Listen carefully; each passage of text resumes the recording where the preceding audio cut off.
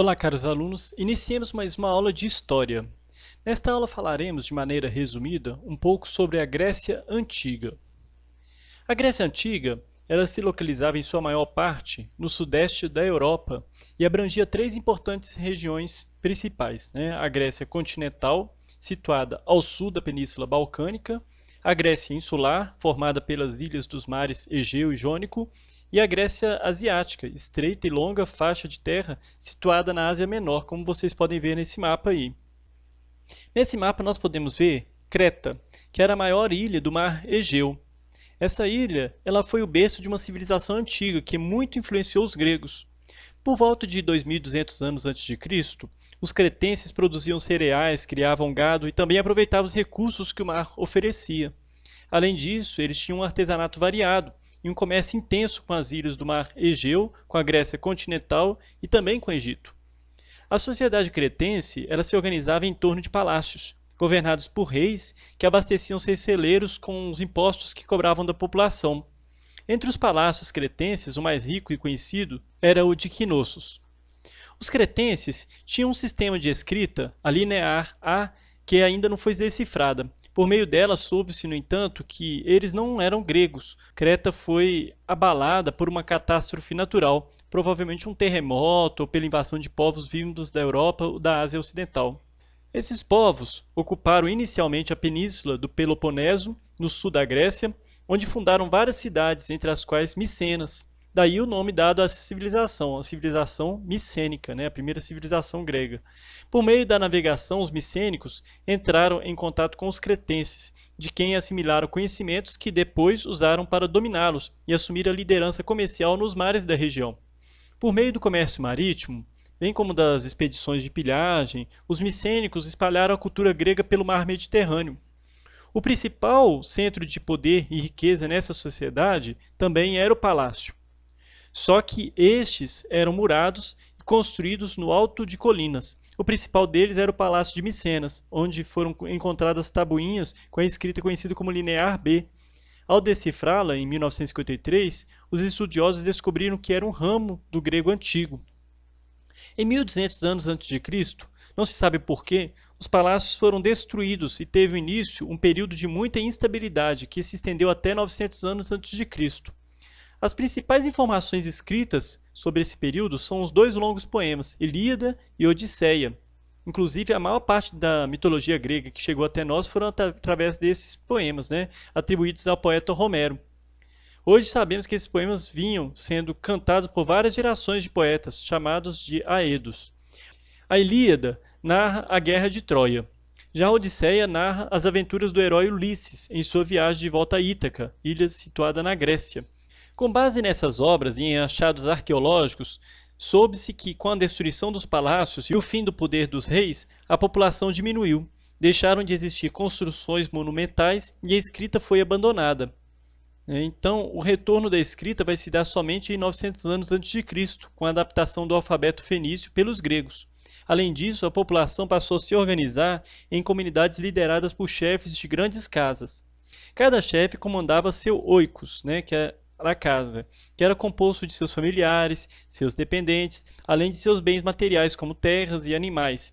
Seus membros produziam geralmente apenas para a subsistência e acreditavam ser descendentes de um mesmo ancestral, fosse ele um homem ou um deus. Com o passar do tempo, o chefe do oikos, mais poderoso, tornou-se rei e governava diversos grupos familiares. Sempre que o rei ia tomar uma decisão importante, consultava uma assembleia de guerreiros saídos desses grupos.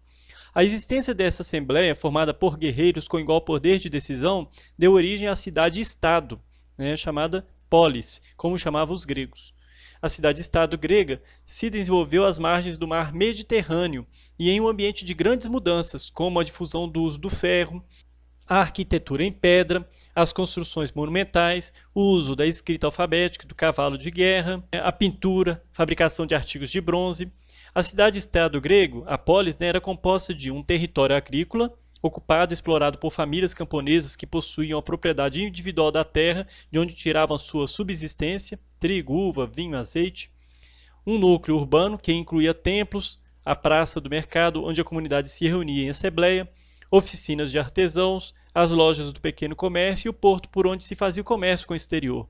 uma acrópole também, que servia como defesa e símbolo da unidade territorial. A partir do século VIII a.C., na Grécia, o uso do ferro na fabricação de pás, enxadas e demais instrumentos agrícolas levou a um aumento da produção de alimentos. A população passou a crescer e, consequentemente, começaram os conflitos por terra. Como a divisão das terras era feita com base no grau de parentesco ou do prestígio, uns ficaram com muitas terras, outros com poucas, e muitos sem terra. Havia pequenos proprietários que não conseguiam esperar o tempo necessário ao crescimento das árvores que plantavam. Com isso, contraíam dívidas e, não podendo saldá-las, se tornavam escravos dos grandes proprietários. A falta de terras férteis, a escravização por dívidas e o interesse em obter ferro, que era um material raro na Grécia, estimularam os gregos a buscar terras em áreas distantes. Eles fundaram então, nas margens do Mar Mediterrâneo e do Mar Negro, dezenas de novas cidades, as chamadas colônias. E quais eram essas cidades? A gente tem algumas muito conhecidas. Atenas, por exemplo, foi fundada pelos jônios por volta do século X a.C., numa colina a poucos quilômetros do mar. Como a região possui bons portos naturais, os atenienses desde cedo voltaram-se para a pesca, navegação e comércio marítimo. Inicialmente, Atenas tinha um rei, mas o poder de fato estava nas mãos da aristocracia ateniense, né? O que era a aristocracia? Que governo que era esse? Os eupátridas, que em grego quer dizer bem-nascidos, né? Somente eles poderiam ocupar cargos públicos, ou seja, só quem estava na nata da sociedade, né? Insatisfeitos com essa situação, os artesãos, comerciantes e soldados passaram a exigir participação na vida política da cidade. Já os camponeses queriam o fim da escravidão por dívidas. Para contornar a situação, em 594 anos antes de Cristo, o legislador Solon efetuou uma reforma que suprimiu a escravidão por dívidas entre os cidadãos atenienses, e dividiu os cidadãos em 4 categorias, de acordo com o grau de riqueza agrícola. Dessa forma, os privilégios que antes cabiam aos bem-nascidos passaram agora a ser reservados aos mais ricos. O critério de riqueza substituiu o de nascimento. No entanto, apesar da reforma de Solon, a terra continuou nas mãos de poucos e a participação política manteve-se reduzida. Com isso, os conflitos sociais continuaram violentos. A partir de 508 anos a.C., o político Clístenes promoveu uma série de reformas populares que asseguravam a soberania do povo no governo da cidade. Aí nasceu a democracia ateniense. A palavra democracia que a gente sabe que é a junção de demos, povo, e o kratos, poder, né? Por quê? Porque é o poder que emana do povo, né? Os principais órgãos da democracia ateniense eram a Assembleia e o Conselho dos 500. A Assembleia, que em grego significa eclésia, que votava as leis, escolhia os magistrados, decidia em que gastar o dinheiro público, etc. Dela faziam parte todos os cidadãos de Atenas, isto é, todos os homens com mais de 18 anos e filhos de pais atenienses. O Conselho dos 500, Bulé, formado por 500 cidadãos escolhidos por sorteio anualmente. Com isso, tanto os ricos quanto os pobres tinham a mesma chance de ser eleitos. A função do conselho era preparar os projetos para serem votados pela Assembleia do Povo. Os projetos aprovados eram postos em prática pelos estrategos, 10 cidadãos eleitos por um ano. Assim, todos os cidadãos, não importando a profissão nem a situação financeira, podiam participar diretamente do governo. Daí se dizia que a democracia ateniense era direta e aberta a todos os cidadãos. Clístenes criou também o ostracismo. O que era o ostracismo? Consistia em expulsar da cidade por 10 anos qualquer pessoa que parecesse representar uma ameaça à democracia. O cidadão expulso, porém, não perdia sua propriedade. Não se pode esquecer, no entanto, que a democracia ateniense não era para todos.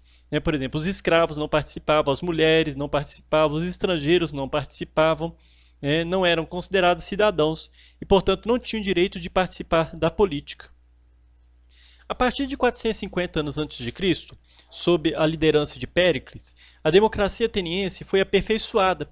Criou-se um tribunal popular composto de cidadãos para julgar toda espécie de causas. Os membros do tribunal eram eleitos por meio de sorteio e ficavam no cargo por um ano.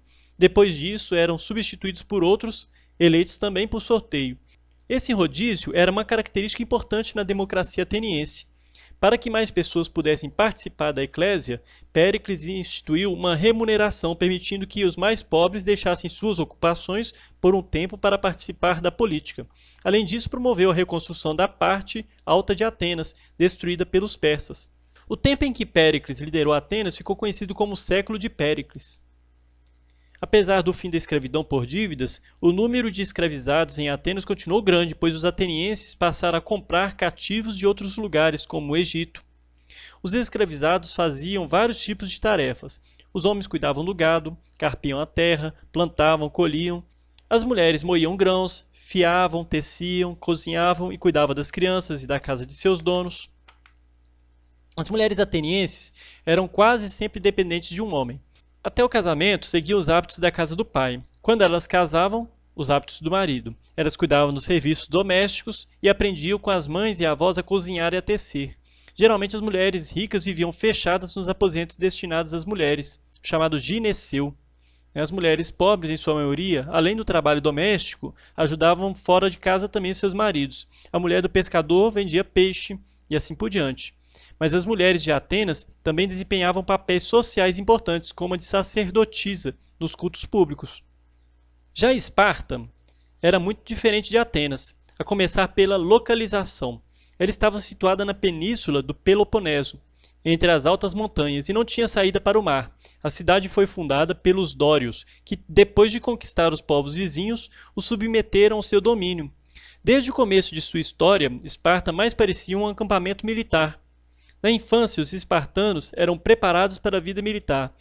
Por volta do século VIII a.C., a sociedade espartana estava dividida em 3 grupos sociais: os espartanos, os periecos e os ilotas.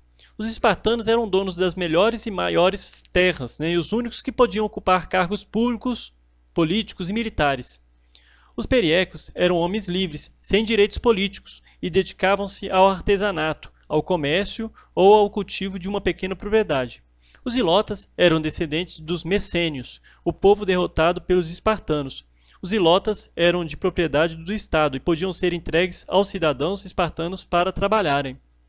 O governo espartano era bem diferente do ateniense. Nós tínhamos a Ápela, a Gerúsia e o Eforato. A Ápela, assembleia da qual participavam cidadãos, os espartanos com 30 anos ou mais, e votavam sem discutir as propostas da Gerúsia. Gerúsia era um conselho formado por 30 anciãos, com mais de 60 anos, do qual faziam parte 2 reis. Os gerontes propunham leis, decidiam se a cidade devia ou não participar de uma guerra, julgavam crimes, etc. O Eforato era um órgão formado por 5 membros, éforos, eleitos por um ano. Os éforos punham em prática as decisões da Gerúsia. Por essas características, o governo de Esparta pode ser definido como uma oligarquia, uma palavra de origem grega que quer dizer governo de poucos, o governo exercido por uma minoria. No século V a.C., quando a Grécia foi atacada pelo poderoso Império Persa, as principais cidades gregas deixaram de lado suas divergências e se uniram contra o inimigo comum. Tinha início, assim, as guerras greco-pérsicas, que se prolongaram de 492 a 449 a.C. e foram vencidas pelos gregos. Pelo Tratado de Susa, os persas reconheciam o domínio dos gregos sobre o mar Egeu e comprometiam-se a não mais atacá-los. Durante as guerras contra os persas, formou-se a Confederação de Delos, uma união das cidades gregas sob o comando de Atenas. Cada cidade-membro era obrigada a contribuir, enviando para Atenas soldados, navios ou dinheiro. No entanto, o governante ateniense Péricles passou a usar o dinheiro da confederação na construção de obras caras, visando a modernização e a defesa e embelezamento da cidade. Mandou construir inúmeras obras como templos, teatros, incentivou a indústria naval. Durante seu governo em Atenas, Péricles adotou o imperialismo. A política imperialista de Péricles provocou reações violentas na Grécia. Esparta aliou-se a outras cidades descontentes, formando a Liga do Peloponeso, e partiu para a guerra contra Atenas e suas aliadas. Essa guerra entre os gregos é chamada de Guerra do Peloponeso e durou de 431 a 404 a.C. Esparta venceu a guerra e aproveitou-se disso para impor seu domínio a toda a Grécia. A cidade de Tebas e suas aliadas reagiram e conseguiram derrotar Esparta. As consequências dessa guerra para os gregos foram as mais desastrosas possíveis: milhares de mortos, agricultura arruinada, comércio interrompido, monumentos destruídos, cidades vazias, fome, pobreza por todo lado. Enfraquecidas, as cidades gregas acabaram sendo conquistadas pelo exército de Filipe II, o rei da Macedônia, em 338 a.C. Alexandre Magno, filho e sucessor de Filipe II, deu continuidade à política expansionista de seu pai e montou o maior império conhecido até então. Seus limites eram o Egito, na África, a Grécia, na Europa, e a Índia, na Ásia. Alexandre foi um político habilidoso. Ele respeitou a religião dos povos conquistados e incentivou as trocas culturais entre os diferentes povos de seu império. Das trocas entre a cultura grega e as culturas orientais, nasceram a cultura e a arte helenística. Enquanto a arte grega se caracterizava pela simplicidade, pelo equilíbrio, harmonia, a arte helenística valorizava a dramaticidade, a expressividade, o preciosismo na representação de pessoas e objetos. As ciências tiveram extraordinário desenvolvimento no Império de Alexandre Magno. A cidade de Alexandria, no Egito, abrigava a maior biblioteca da antiguidade, com cerca de 700.000 volumes, e foi um dos principais centros de reunião de sábios orientais e gregos. Entre os mais importantes cientistas helenísticos estão Aristarco, Euclides e Arquimedes. Nascido na colônia grega de Siracusa, na Sicília, por volta de 285 a.C., Arquimedes foi um dos mais brilhantes alunos da famosa escola de Alexandria. Suas contribuições foram fundamentais para o desenvolvimento da geometria, da aritmética e da física. Ele descobriu que era possível calcular a densidade de um objeto a partir do volume de água deslocado pelo mesmo. Com essa descoberta, ele auxiliou o rei de Siracusa a constatar que tinha sido vítima de uma trapaça. A coroa de ouro puro que ele havia encomendado tinha mistura de outros metais. Conta-se que Arquimedes fez essa descoberta enquanto se banhava, e entusiasmado ele saiu correndo, pelado pela casa, gritando Eureka, Eureka! Que em grego significa achei, achei! Arquimedes ele é famoso por esse fato, por essa anedota, né? Só que as contribuições de Arquimedes são inegáveis. Dizem também que é dele aquela frase, né? Dei-me uma alavanca e eu moverei o mundo. E a gente vê hoje quantos instrumentos hoje são baseados nessa ideia da alavanca, né? Então, gente, essa aula de história fica por aqui. Na aula que vem eu vou falar um pouquinho mais sobre a Grécia, né? Inclusive sobre o evento, né, que acabou de ocorrer, em que se encerrou ontem, né, os Jogos Olímpicos, né, que também tiveram surgimento na Grécia Antiga. Então, muito obrigado pela atenção. Até a próxima aula.